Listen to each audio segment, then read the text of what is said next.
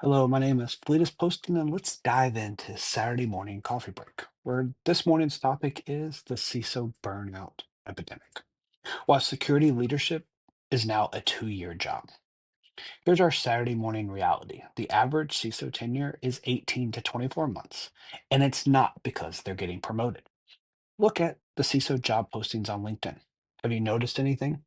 They're always open. The same companies keep hiring security leaders every 2 years. Not because they're growing and not because they're promoting them from within, because their CISOs keep burning out and then leaving. Welcome to the CISO burnout academic.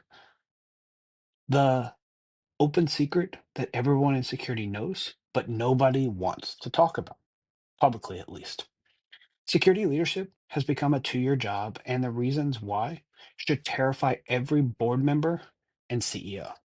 Because when your security leaders are burning out and leaving, they're taking institutional knowledge, vendor relationships, and strategic continuity with them. And you're resetting your security program every 2 years. That's not a staffing problem, that's a security crisis. It leaves your organization in an impossible position. So let me paint that picture of what being a CISO actually may look like. You're accountable for everything, in control of nothing. When something goes wrong, and statistically it will, the CISO is blamed. Why didn't security prevent this? But you don't control the budget decisions that are underfunded for your security program. You don't control the business decisions that prioritize speed over security.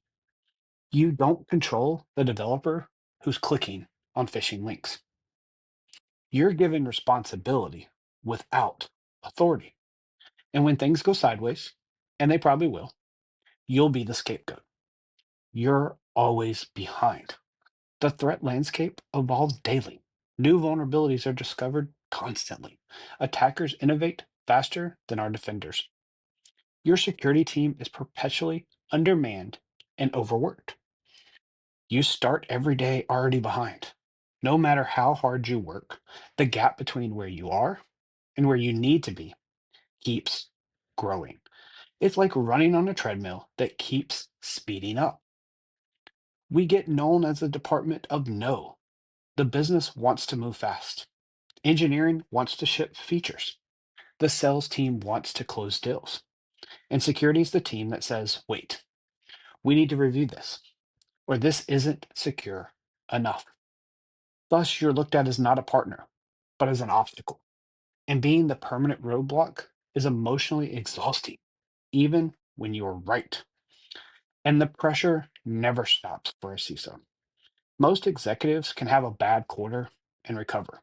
Marketing can have a failed campaign, sales can miss their targets, engineering can ship bugs that get fixed. But security, one successful attack, one phishing email that works, one misconfigured S3 bucket, one unpatched vulnerability can destroy the entire company. And it can happen any day, at any time, and from anywhere in the world. You're never off duty. You're never safe. The pressure is constant and unrelenting. That puts a 24/7 mental load on CISOs. Here's why nobody tells you about being a CISO: the 3 a.m. anxiety. You wake up at 3 a.m. wondering if the new ransomware variant could hit you, if that 0-day exploit applies to your systems, if the security exception you granted last month was a mistake. You roll over and check your phone. You scan the security news. You can't go back to sleep because your brain is running through attack scenarios. This isn't occasionally, this is most nights. Thus, every headline feels personal. When you read a breach at another company, you're not thinking that's terrible for them. You're thinking, could that happen to us? Did we patch that? Are we vulnerable? Every security incident in your industry feels like a preview of your future. Every breach disclosure is a reminder that you could be next. The isolation problem of many CISOs. You can't talk about security challenges with most people in your company. They don't have the context or the need to know. You can't fully confide in your team.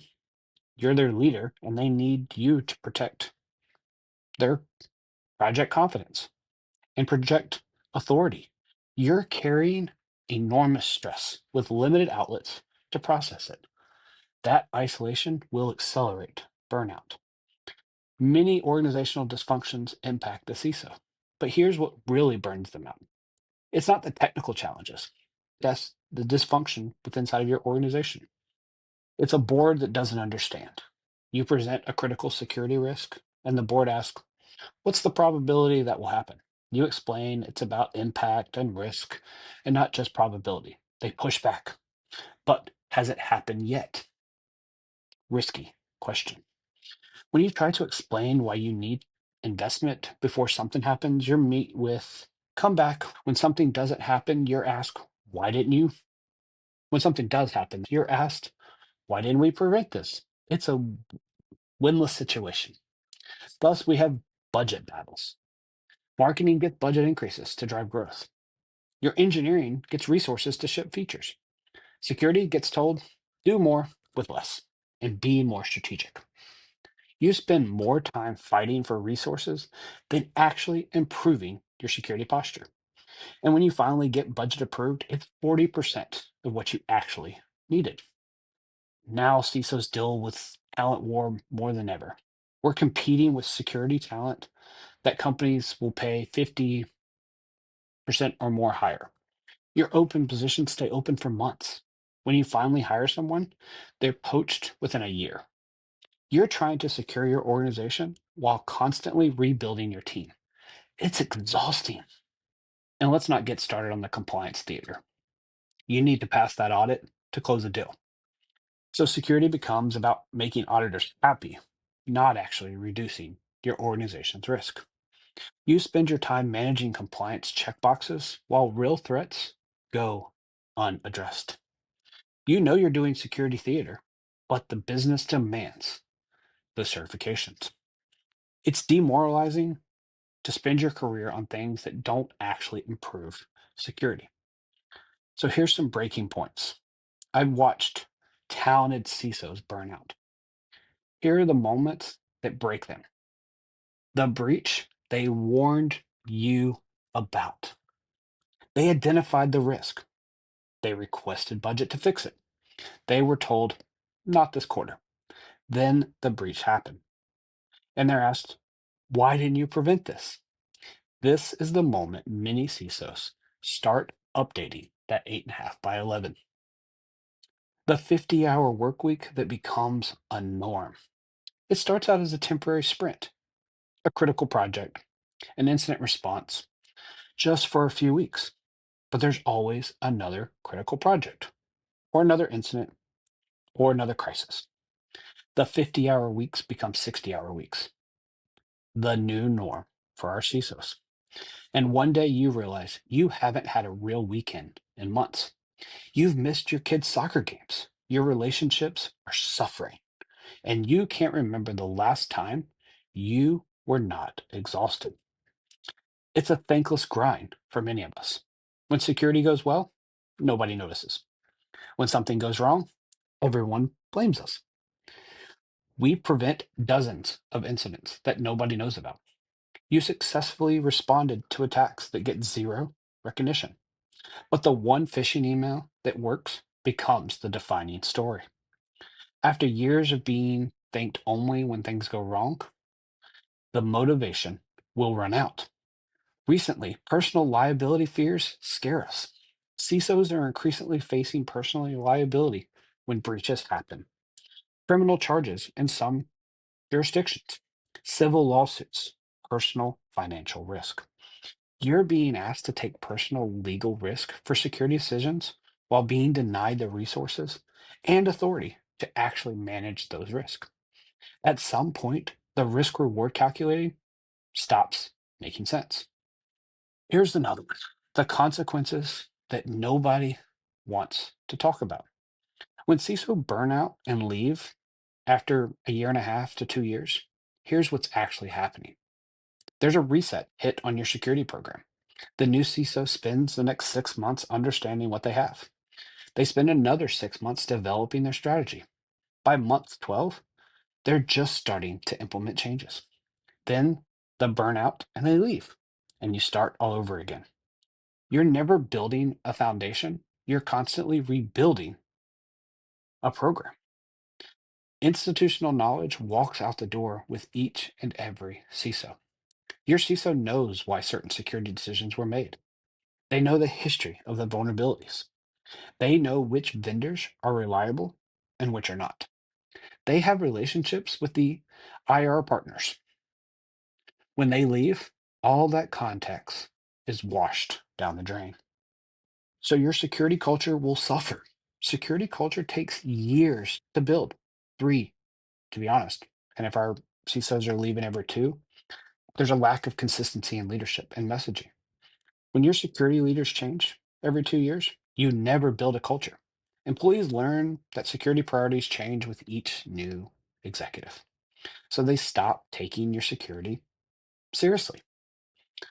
You become known as a burnout factory. Word will quickly spread in the security community. Company X burns through CISOs.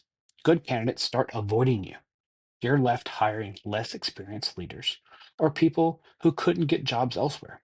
Your CISO quality degrades over time. So, Fleetus, what actually needs to change? If you're a CISO, a board member, or an executive leader, listen up. You need to give your CISO the authority that matches the accountability. If your CISO is accountable when breaches happen, they need authority to make security decisions without being overruled by business convenience. Stop making them responsible for outcomes that you do not give them control over. Fund your security adequately. Security isn't a call center, it's a risk management program. Underfunding security is like underfunding insurance and hoping you don't need it. Industry standard is 3 to 8% of an IT budget. If you're below that, you're gambling. CEO, set realistic expectations about risk. Perfect security doesn't exist. Breaches will happen.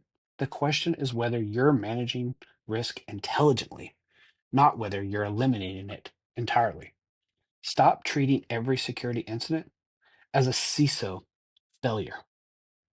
CISOs protect your work life balance and set boundaries. If you're working 60-hour weeks indefinitely, you're burning them out and you're burning yourself out. Hire enough staff, set realistic expectations, respect your CISO's time off. Burnout is a management failure, not a personal weakness. And the career path beyond a CISO. Many CISOs have nowhere to go but out. Create paths for broader leadership roles as a CTO, the COO, even your next CEO. Show that security leadership is valued, not a career end. For CISOs listening to this, if you're in security and you're feeling burned out, first, you're not weak. Burnout isn't a personal failing, it's a systematic problem. The job has become unobtainable by design. It's not sustained. You need to set boundaries. You can't save a company that won't invest in saving itself. Define your working hours and stick to them. Take your paid time off. Turn off notifications. If the company can't function without you being available 24 by 7, that's a company problem, not a you problem. Know your walking away point. What would make you leave? Define it clearly. When that line is crossed, have the courage to walk. Your mental health and family are more important than any job. Continue to build your network.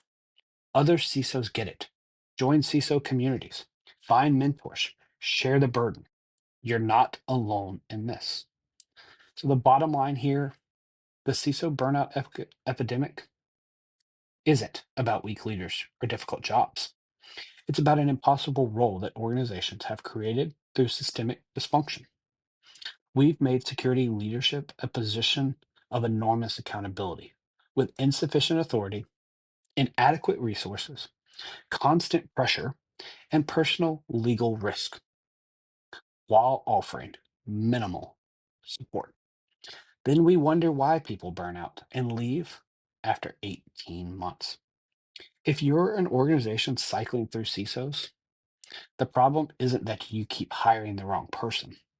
The problem is you've created a job that's designed to burn them out.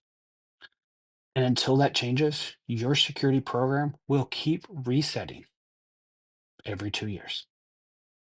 Your institutional knowledge will keep walking out the door, and your security posture will never actually improve. So here's our Saturday morning question. If you're a CISO, what would have to change for you to still be in your current role in 5 years? If you're an executive, when was the last time you asked your CISO if they're okay? Because this isn't sustainable. So, as always, stay safe and stay secure, everyone.